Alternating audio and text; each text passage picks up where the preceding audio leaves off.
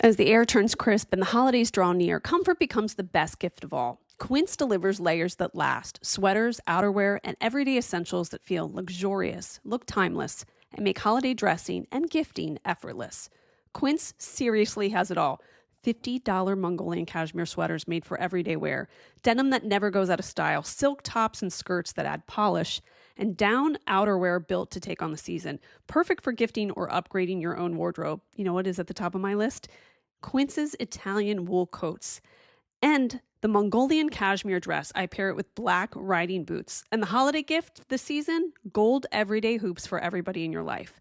By working directly with ethical, top-tier factories, Quince skips the middlemen and offers prices 50% less than similar brands. Step into the holiday season with layers made to feel good, look polished, and last from Quince. Perfect for gifting or keeping for yourself. Go to quince.com/KKC for free shipping on your order and 365-day returns. Now available in Canada too. That's QUINCE.com/KateCasey to get free shipping and 365-day returns. Quince.com/KateCasey. The amazing Kate Casey. Welcome back for another episode of Reality Life with Kate Casey. Hope that you had a great weekend. I'm hoping that you're starting your week off with a bang. And I have to tell you, I've got a great episode for you. Real Housewives. You love it. I love it. And today I'm joined by Brian Moylan, my fellow Real Housewives researcher, anthropologist, and sometimes emotional support scientist. Because for years, Brian and I have studied the Real Housewives, and we've done so with the same intensity that the NASA scientists apply to analyzing distant planets. They're decoding craters on Mars, but we're decoding cryptic subtweets and wine-throwing etiquette at a Real Housewives party. In just the past week alone, our fieldwork has taken us deep into two extraordinary ecosystems, Orange County and Salt Lake City. Now, in Orange County, we witnessed a reunion that could only be described as forensic, but not of finances, but of likes and comments. The women meticulously revisited social media interactions, like Supreme Court justices reviewing evidence. And that is while simultaneously relitigating a dinner party that happened, I'm not kidding you, 15 years ago. Then over in Salt Lake City, our research continued aboard a chartered yacht. And this is the kind of vessel where, friendships are going to go to die. There we examined the fascinating phenomenon of housewives engaging in secret communications with anonymous social media accounts. This is modern day espionage, and it's housewife style. This is done so in an effort to annihilate each other's lives and business brands. And of course, no housewives dissertation would be complete without revisiting one of our favorite long-term case studies, Bronwyn. We are still investigating what happened before she joined the show and how she ended up married to a man who collects Starbucks mugs from around the world, but somehow refuses to spend any quality time with his wife on camera. So this is one that I think you're going to enjoy. So grab your lab coats because I feel like all of you as well are scientists just like us. And if you have long studied these two ecosystems, you will know there are a lot of nuances, there are a lot of personalities, and I don't know what to tell you about the future of either show, but I can tell you this. We will endlessly find all of the women fascinating. And so join us on this discovery. As always, I'm going to make sure that you are clicking subscribe. Please leave a 5-star review. Hey, join the Facebook group because a lot of you guys have excellent observations, acute observations. I'm endlessly surprised and thrilled by the way you take your jobs seriously. All of your outside resources, you take your work experience, your life experience, and you funnel that into figuring out all of the women just like we are doing today. So join the Facebook group and also make sure that you are subscribed to that What to Watch list every week at katecasey.substack.com. This is a good one. You guys are going to love it. Here is my interview with Brian.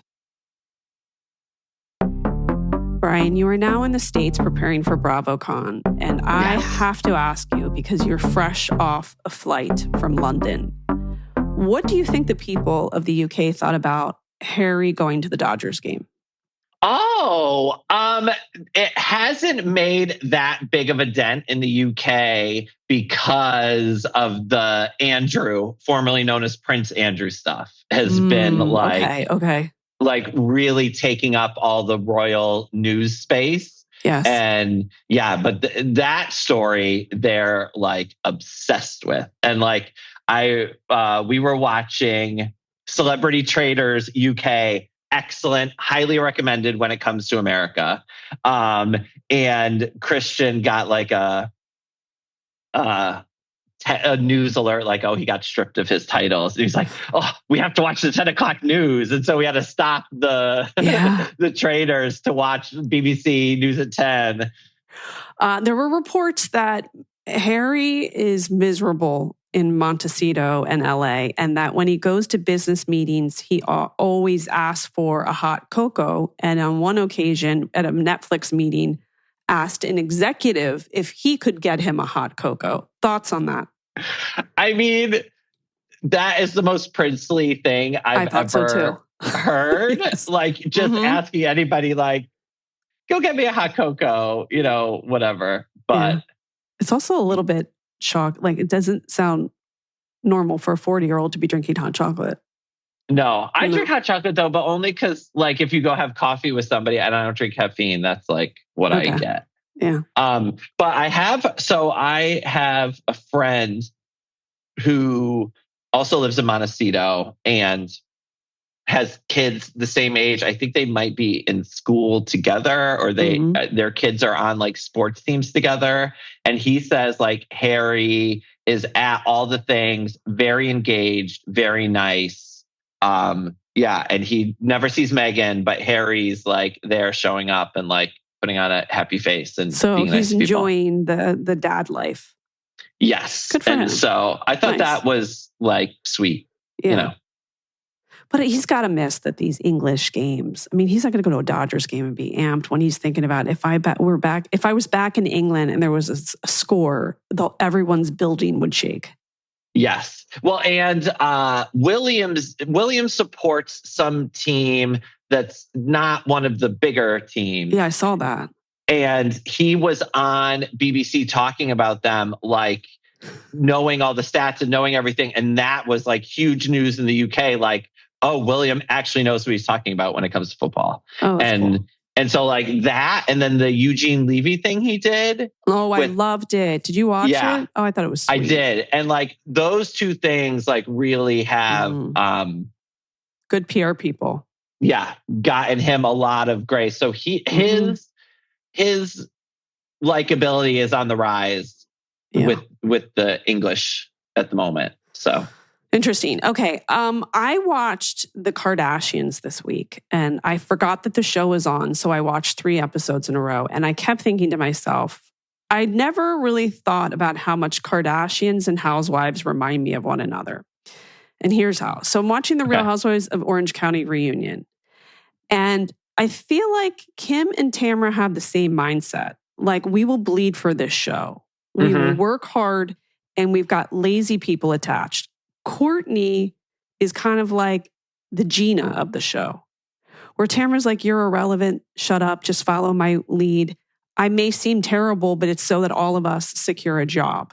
Right. And I think that Kim gets mad at Courtney in the same way. Like, you complain about filming this show, but I'm the reason the show exists. So just follow my lead. Don't bitch about how I'm a horrible person, because in the end, you're going to have a lot of money to go on vacation or buy a bag.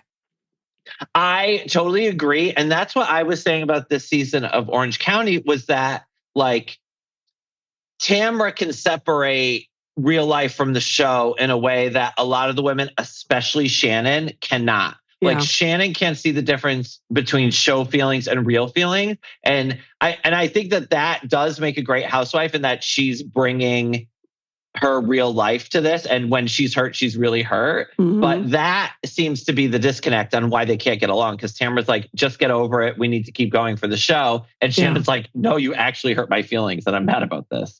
And so, and I think that they're two ways of dealing with the show. And I think they're both valid. But I think that what's happened and I think any good show has both of those people, right? And that you have people who are driving along, people who are doing the work, and people who are really being angry, happy, hurt, whatever. When you get a show where everybody is just working, you get Real Housewives of Salt Lake City, which is great, but they're like at work. Or no, I take that back. When you get a show where everybody's working, you get Real Housewives of Potomac, which is like, you can see the wheels moving. You can see them like turning. Like you can see that it doesn't really mean anything to them. They're like playing at Housewives. Yes, I agree. And yeah, but I think that the impasse between Tamara and Shannon is that it's happened too many times. It's like the same pattern over and over again, and Shannon just can't get past it. And I think that that is difficult, especially when Tamara is playing a different game than everybody else, and they no longer appreciate that game. And I mean, I'm getting a little bit to the same point where it's like, you know, I can't watch. You see Tamara being frustrated this season of like, I'm trying to do my job and you're not letting me. Yes. And you know, and I think that, yeah, maybe you just, the tricks don't work anymore, you know? I think she's also kind of like, it's not that serious. Yes. Right. Like, because she doesn't care. Presenting like my life is a meltdown and you should all support me. But really the underlying thing is we're all making a show, wink, wink. Yes. Yeah. Yeah. And I do think that you need some of that. I talked to Aisha from Below Deck Med about like, you know, the difference between being actually on a yacht and filming a show. And she was just like, it's not in my personality to be folding towels to someone and be like, so what's going on with you and Joe? You know, why are you mad at them? She's like, but I know that's what you need to do to make the show. And so that's what I do. And I think that that's why you get someone like her who keeps coming back, because it's like she can both be herself and move the things along, as opposed to just, you know, yahoos who show up and don't know what they're doing. It also kind of reminds me of like a business where I feel like Tamara's always doing business development. Then she's in a video this morning with Vicky. I think she spends a lot of time thinking about business development. Like, okay, what's the next season? Who needs to be on? Who do we need to get rid of? Shannon is more the employee that kind of shows up to the meeting at 9. She's got coffee on her, on her blazer. She's already thinking about what she's got to do when she leaves at 5. But they're both essential employees in their own way. Well, I think that there are those employees who are so talented that they don't need to work hard. Yes. And then there are ones who might not have that natural talent, so they need to work hard. And that's the difference between Tamara and Shannon. Like Shannon just shows up and bees herself, and like Ramona Singer, Countess Luann, like they just show up and they're them, and that's all they have to do. And that's enough. Where someone like Tamara needs to like grind a bit more or wants to grind a bit more, whatever. Yeah. But I think that makes them both really good. But you're totally right about the difference between, Shannon doesn't care because she knows her spot is secure because she's fucking crazy. But Tamara's the employee who's like, why do we still have her here? She hasn't contributed anything in the last, couple business meetings. Yes. And I think that I saw that in the moment where Shannon's at the end of the couch and Tamara is kind of teasing her about it. Like, just shut up. You're at the end of the couch. Yeah. Which is like, so inside baseball, you're like, wow. Well, I was watching clips from another reunion recently. Maybe it was Potomac, where it was like, oh, I can't hear you from all the way down there. Or maybe it was Salt Lake, where it's like, it is getting a little, inside baseball for, maybe a little too knowing about the staying on the show of it all. But though sometimes Shannon is the employee, like I said, who just shows up at 9:00 and spills coffee on her blazer. Sometimes she goes the extra mile to go, remember why you hired me in the first place? I'm so funny. Like when she's trying to ride the bike in Amsterdam, I was like, I think it's too much. Yeah. Yes. Too much. And Shannon is one of our most gifted physical comedians. But I don't like when she's like trying too hard. I did love her on Mushrooms though, and Stone. Those were both well worth my time. So when you saw the women collectively on stage with Andy in the Valentine's Day theme, Did you think to yourself, there were a lot of phone calls, texts, meetings in the days, the weeks, the months before this happened for certain groups, certain alliances to come together on messaging?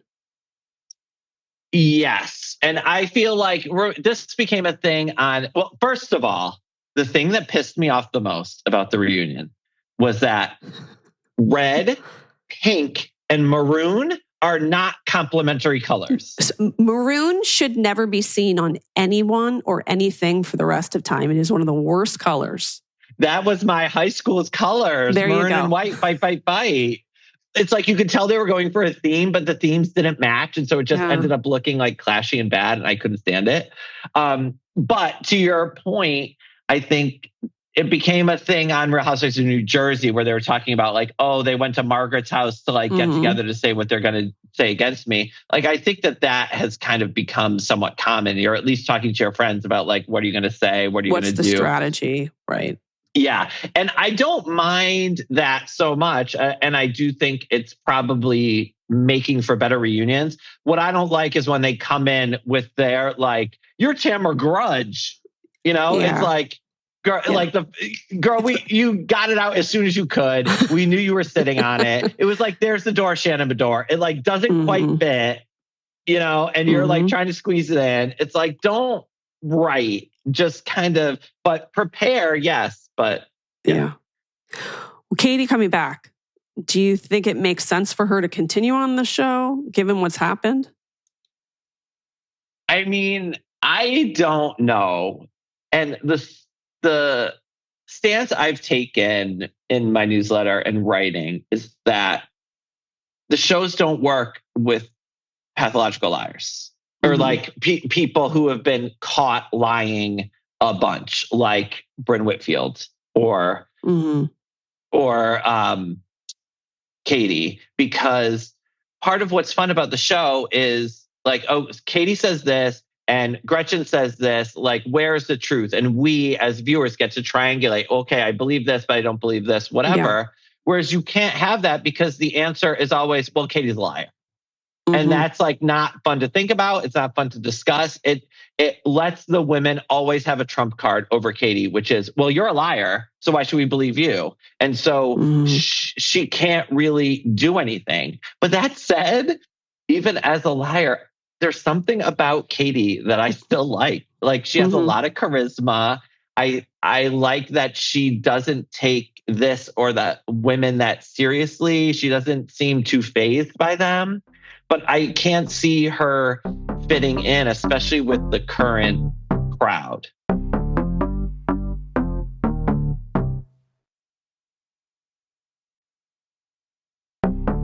What about the season finale where you hear the garbled voice of an outsider, of one of these Instagram accounts? I thought they did that because they felt painted into a corner, like, I have to give everyone's point of view. You can't be like all in on Gretchen and Slade and then kind of leave it that way. I think they needed to counterbalance it somehow. No, I think you're absolutely right. And when I was doing research for my book and talking to housewives about their experience on the show, several of them mentioned to me that they'll do this thing where they know the answer. Like, they know who leaked Lucy Apple Juicy, or, you know, whatever. Yeah. They know who leaked this story. They know whether or not Carol had a ghostwriter. They know, you know, whatever.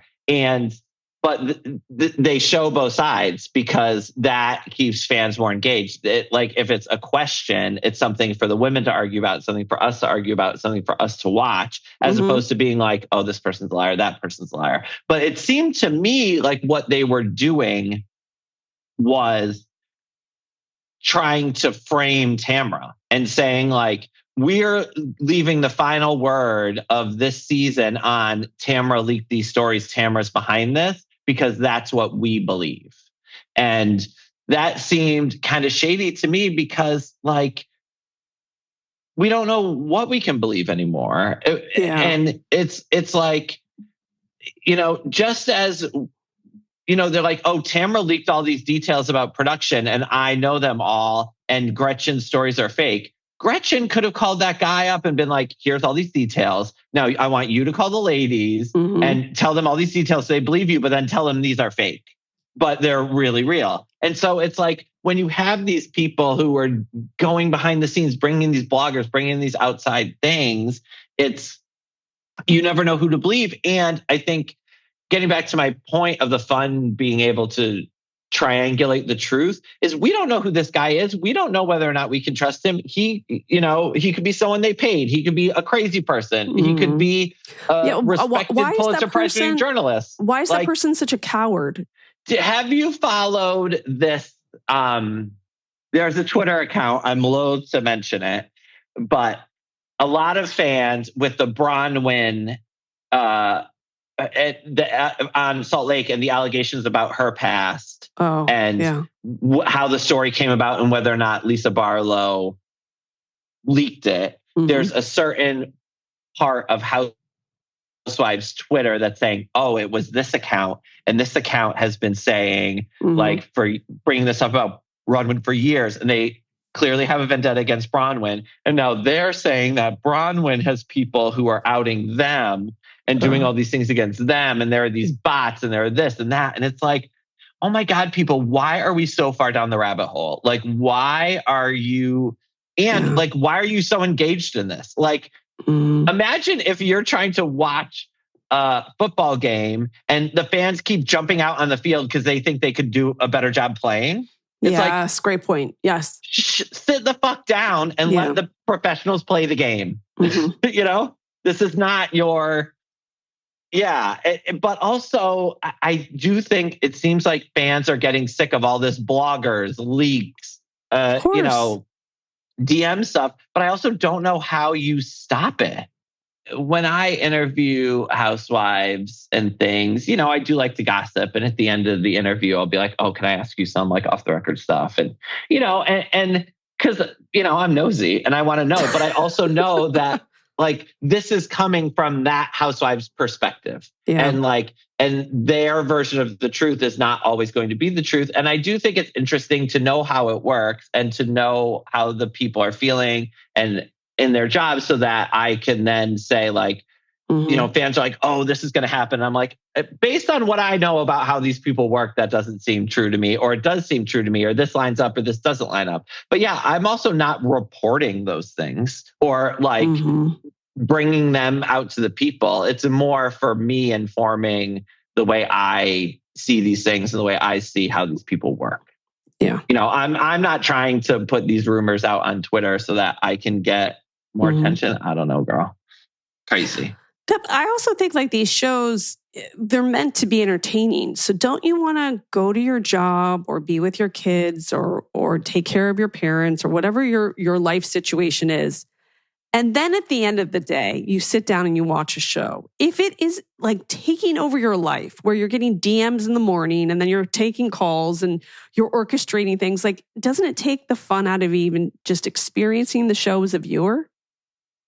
Absolutely. And I don't know if you feel this way, but I feel that way sometimes where it's like, it's the end of the day. It's like, I don't recap Potomac. And so it's a Monday night and I'm like, okay, now I have to watch Potomac and it feels a little bit like work. And, I'm not always excited about it, but I'm doing it anyway. And even the shows that like Salt Lake, I love, I also don't recap, but then it's like, oh, now it's like more work. And yeah, it's like, why do you want to turn this thing you love into work or into something that is going to drive you crazy? I don't get that impulse amongst the fans. And I do get that impulse amongst the women in that if there are these stories about them out there, and if someone from the group is leaking those stories, I think that's kind of fucked up.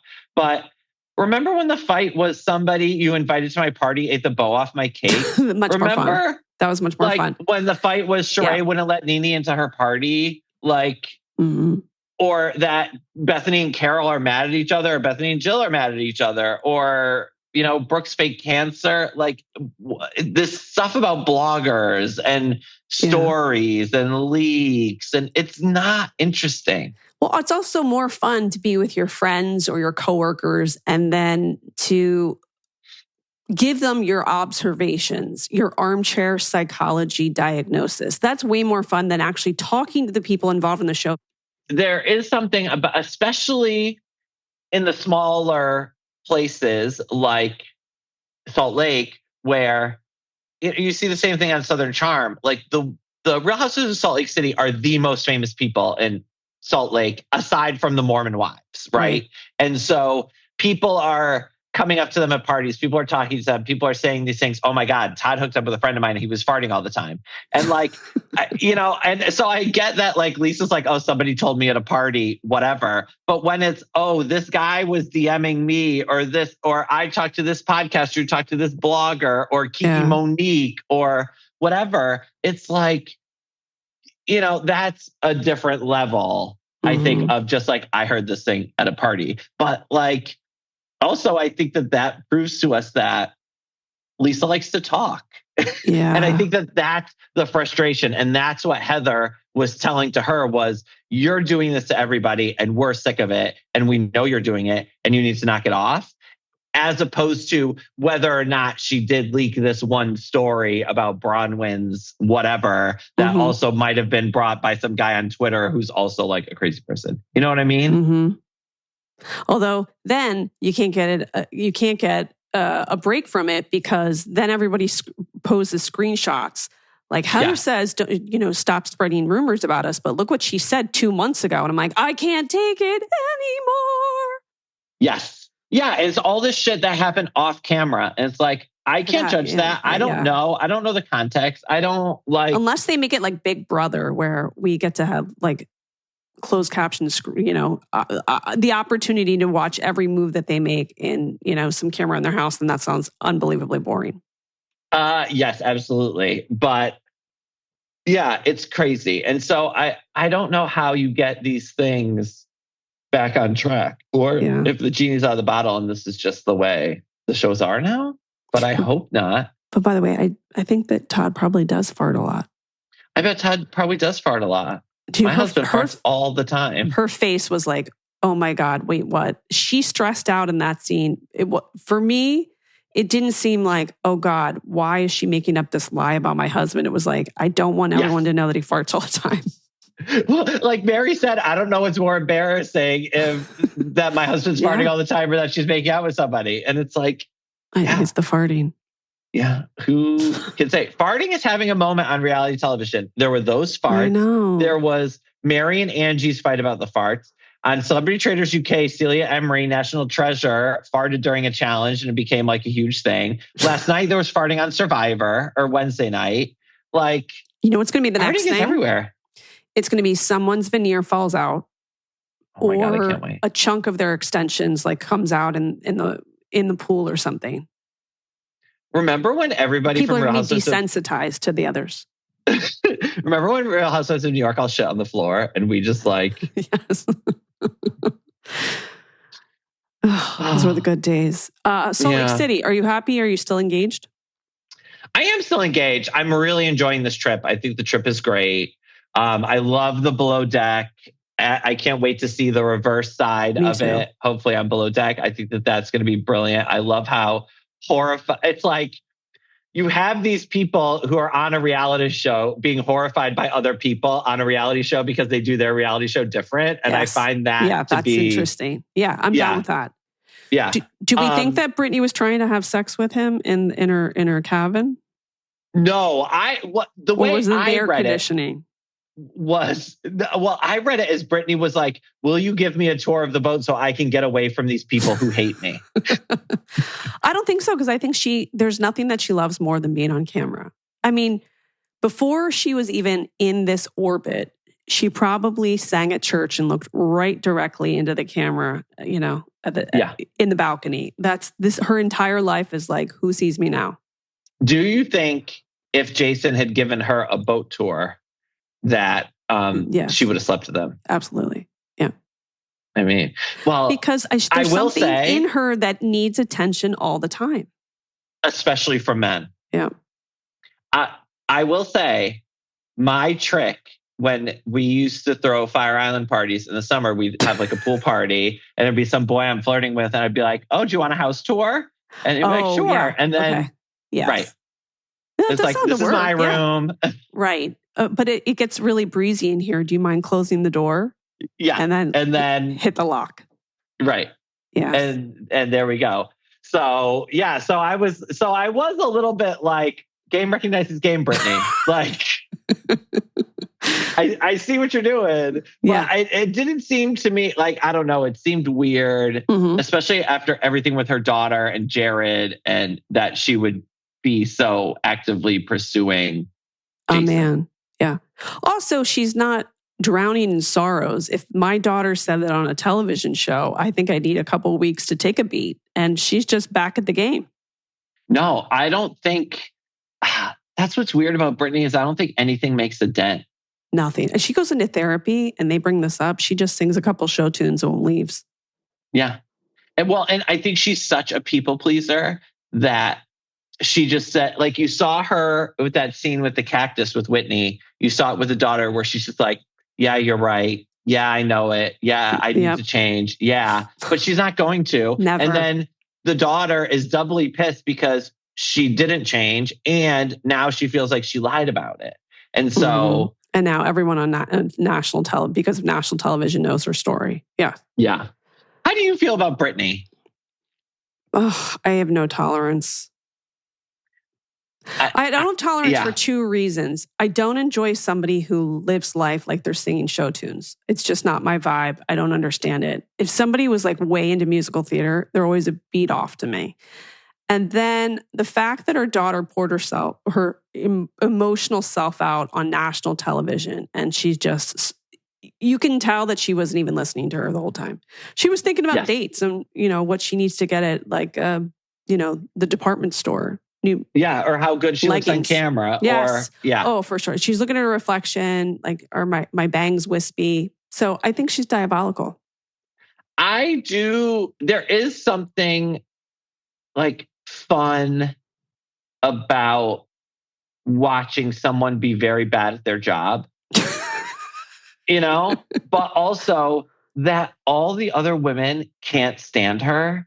Yeah, it's like she doesn't have a friend or an ally on the cast. I don't think she cares, because all that's important to her is that she's there. Is there some man on this show that thinks I'm hot? Yeah. Which is weird, because you're like, that person will still have that personality when they're 80. Yes, absolutely. And like, girl, you're not going to be hot anymore. No.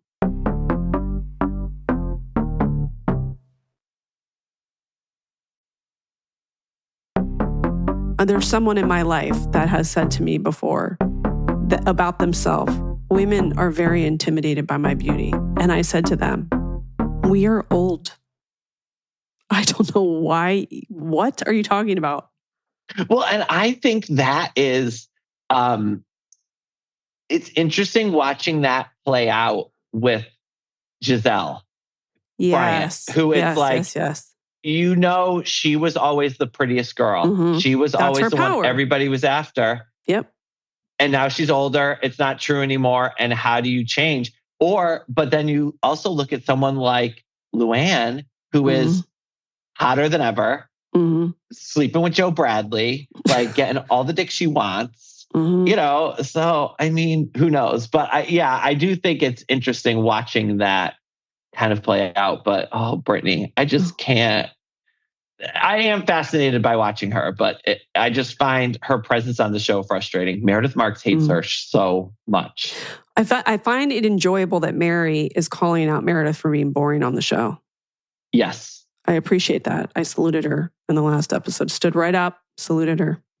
So I was talking to somebody about like voices of reason on the Housewives and like who are good voices of reasons. And shockingly, I think Mary Cosby is now one of them. Which is crazy. She's fucking rude as shit, but she tells it like it fucking is. And she's never wrong. Mm-hmm. Yeah, like when she read her text about Heather in the last finale about famous changed Heather, whatever, it was so on the money. Mm-hmm. It was like staggering. Do you think that Heather took that to heart? Like, oh, maybe I need to rethink things. It seems like she has. I'm a huge Heather Gay fan. I know a lot of fans do not like her. but I think she's really needed for the show, and that and I like that she's the one who can tell Lisa and everybody else, like, girls, we're better than this. We need to stop doing this. I like that she can end these conflicts, because when you have Angie K and Lisa just screaming at each other, True. screaming at each other, screaming at each other, Yep. it's like too much. What about the fact that Bronwyn was wearing that weird octopus in the side of her head? How did that stay on? Oh my God. It must have sticky on it. I like it more than the like jeweled neck and the jeweled giant bracelets, the confessional look with all the jewels. Oh my God, it's terrible. Do you think it's going to come up this season that I remember there was a period of time where this was being filmed where, of course, the allegations came out about her having a criminal background, but also that the previous husband was much more involved in her daughter's life than she made it out to seem the first season that she was on the show. Do you think that's going to come up at all? I wonder, but based on the show, you wouldn't even know there was a previous husband. Like, it seemed like she had Gwen at 19, she struggled, and then she found Todd. And so, there's definitely some holes in the backstory there. And I'm curious. I've been saying, I wonder if that's because her mom made her feel so embarrassed about it. Like, you get knocked up, no one needed to see this. Then you get married, and then now you're divorced, and now you're remarried. This is it's much more about protecting her mom from perceived humiliation than just owning her life. I have been saying since last season that I think Bronwyn is a little bit more full of shit than we think she is. Like, I think she's keeping a lot behind a veneer. I mean, I still think she's a great housewife. She's defended herself admirably against Lisa. She's smart. She's quick. Like, I'm not saying I think she should be fired or whatever, but I do think that there are a lot of things that don't seem to quite add up, or we don't have the full story to yet, and I'm curious about. I wonder if she's like Heather Dubrow, though. Like I said, where she's protecting things about herself in order to protect their parent. And I think that's a very real theme in the lives of women in that age group, is that you're still unwilling to completely crack yourself open because you have a parent that reminds you all the time, like, not to talk about certain things in your life or family secrets. Well, and I also feel like it's ingrained in a lot of them by Mormonism, right? It's like, we put on this great front. We're so holy. We're so pious. We're so great. And that all those things that aren't so great about everybody, you kind of hide. And I think that that's what was interesting to me. I mean, I can't stand Protestants and Catholics, same thing. Fair. But I can't stand Todd's presence on the show normally. But that conversation they had before they went on the trip, I thought was really interesting, because Todd knows all the skeletons. Like, Todd knows what's what. And he's basically saying to her, like, you want to go on the show knowing that these things might come up and you're still going to do it? Like, that. What I think she can't say is, I have been totally rejected by my parents, and this is the one thing that I feel like I'm getting the recognition that I have deeply wanted. You don't give it to me. Yes. My daughter's grown up and she's got her boyfriend, and I can't get that anymore. Strangers are making me feel more special than my own parents and you have ever made me feel. Absolutely 100%. Right. She enjoys fame more than she enjoys, Todd. It's like somebody who has been kind of on her back foot or in the shadow of a man for all these years. And then, now she's front and center, and she has some, not just recognition, but control over her own life, and, can make her own money and do her own things. And I think that's why you see so many of these women go on these shows and then divorcing their husbands. Cause like, oh, I don't need you anymore. I don't need you anymore. I think she would be even more likable if she just owned everything in her life.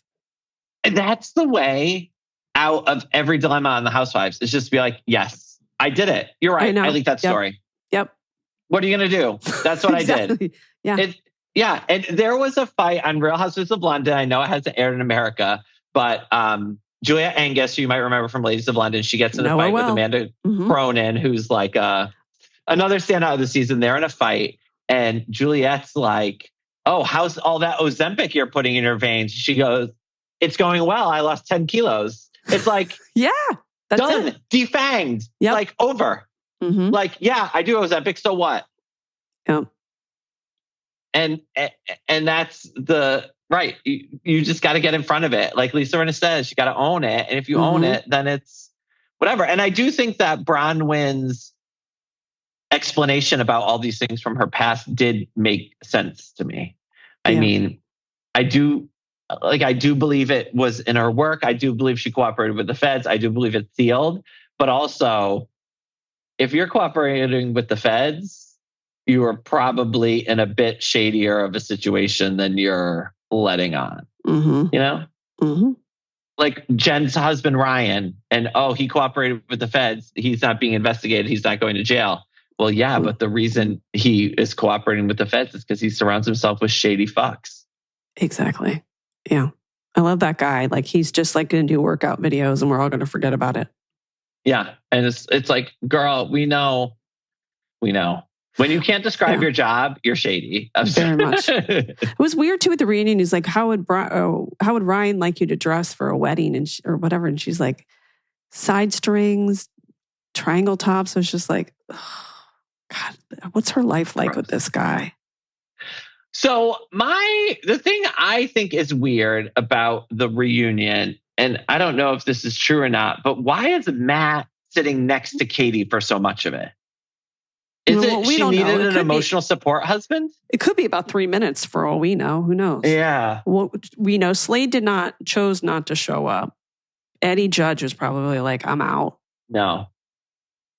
Shane did his one time, and then I was like, okay, I'm fine with you. So he's fine. He has no reason to show up. Travis, Gina's guy, is like, I already deal with enough headaches with my ex-wife. I'm not coming to the show. Who's left? Terry Dubrow. Oh, Terry would host it if he could.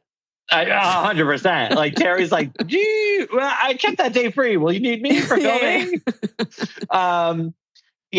But I feel like Slade's decision not to go though was strategic. It was like, I can't look like the mastermind. I need Gretchen to look like she can do it on her. I think Slade's behind all of this. I actually think that Slade is the one. I think they're in a very codependent relationship, and that in itself is fascinating. Like how did you get there? How do you get out? Yeah. I really think that it's really hard for her to operate in the world if he doesn't tell her like what the schedule is every day. Yeah. Now, talking about the Liberace Foundation, apparently somebody posted that's a volunteer job. Oh, yeah. Slade's not getting paid for that. I was like, the Liberace Foundation. That is one to pull out of your hat. I mean, the Liberace Foundation? I wish I was the chairman of the board of the Liberace Foundation. That's a fucking great gig. I would like to be on the foundation of something having to do with Zsa Zsa Gabor. Exactly. Like I want to be on the, Let's come up with a list for you. This is your next thing for your newsletter. Come up with a list of fake foundations that we would like to be part of. I would like to be or what the Housewives would be. What their paired foundation was. A make-believe foundation that each one should have been. Like, what would Sonia be on the foundation of? Oh my God. It would have to be Judy Garland's. Fake. Oh, so there was an article about that house they went to on Real Housewives of New York with the Don't Touch the Morgan letters, Brentford Hall in the New York Times about how supposedly it's haunted.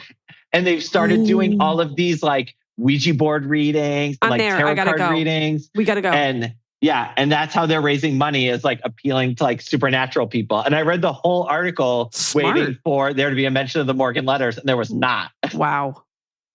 Yeah, I was like, girl. Interesting, smart. Yeah. Do you think that Slade and Gretchen will be back next season? I think they all come. All these people come back. It's like, come on. They do the same thing. My thing with Gretchen and Slade is, if you want to start having some new stories, come back. If you're still trying to litigate shit from 15 years ago, I do not care. Yeah. And I don't want to hear it. And it's like, also, the game they played back then was a lot different because it was like, we didn't have social media. We didn't have any of these things. It was like, oh, you called Slade's ex. You did this. I heard from so-and-so, whatever. Well, she still says the press. I'm like, it's not a press. It's like an Instagram post. It's like it's like a disconnect with reality. Yeah. And they're still using an old playbook that I don't think is that interesting. And it all depends on all these things being like off screen and us not seeing and whatever. Yeah. And so it was funny. I was on Twitter and some account did like, oh my God, here's even more things that Gretchen liked or Gretchen follows or Gretchen whatever. And, you know, it's like anti-abortion stuff. She loves that country singer who said the N-word or whatever, whose name I forget. Yeah. But I think I need a full report of everything that she follows and just give me like from each category. Like if it's all about that, like I think I need to paint the whole picture. Like, does she follow Food Network accounts? Is she following pet accounts? Like what? It paints a better picture of like who this person is. Yeah. She follows like 5,000 people because I went and tried to do some like research and like find out, okay, because that it's put us in this position where then I'm like, wait, but are these real? Are these doctored? Are these AI? Yeah. So I don't know that I want them back. She didn't seem to try to forge new relationships with any of the women. No, you're right. So it's just like Alexis. It was like all about John Jansen. It was all about the past. It's all about this old shit. And I don't find that interesting. I would much rather some new, dynamic, exciting people from Orange County than going back. Oh my God, somebody on Twitter was like, I know what would fix Orange County. Bring back Lydia McLaughlin. Bitch, they gave her 2 chances. No. And she's like, no, we don't. Well, who's next? Peggy Slakian? Like, Lydia, it's not her vibe. Like Lydia likes to is all about like positivity and Bible verses and butterflies, and that this is not the arena for her. Well, it's also, I always say the future of these shows is not in the past, and so yeah, I want to see new, cool, dynamic ladies, and not like go back to the old ones. So I don't know. I hope they're not back. My biggest question is, do you bring back Tamara? Do you bring back Katie? I mean, Brian, we could talk in circles all day long. History has shown us that they all come back. Yeah, they all come back. That's a franchise. They don't like to take risks and get new people. They'll all be back. All of them. They're going to start the season off in a Duffy boat. They're going to go around the harbor. They're all going to be wearing matching outfits. Right. And they're going to pretend like they're friends again. But then someone will almost be pushed out of the boat, and then they'll pull up, and then, Heather will remind everybody that she lives in Beverly Hills. Well, next year's 20th anniversary, like, do we bring back everybody? Do we get cameos from Vicky and Lori Waring and Lynn Curtin? Probably. And I mean, not that I want that. I just think that's probably their strategy. Tell people what you're working on and where to find you. You can find me on all social media platforms at Brian J. Moylan. I'm going to BravoCon next weekend. We'll have a special BravoCon edition of my newsletter out the following Monday. You can sign up for that at vulture.com/housewives. It's free. And yeah, I'm doing some features, some interviews there. So I'm looking forward to that. The amazing Kate Casey. I want to thank my great guest, Brian, and make sure that you click subscribe. Please leave a 5-star review. Join the Facebook group, Reality Life with Kate Casey. You can get my What to Watch list at katecasey.substack.com. Bonus episodes, don't miss out. You can subscribe to them on Apple Podcast and on Patreon, patreon.com/Kate Casey. And follow me on social media. My Instagram is at KatecaseyCA, TikTok, it's Kate Casey, and Twitter, Threads, and Blue Sky at Kate Casey. Check back tomorrow for an absolutely, you will not want to miss episode. Krista Rosa and I will be reviewing the Selling Sunset reunion.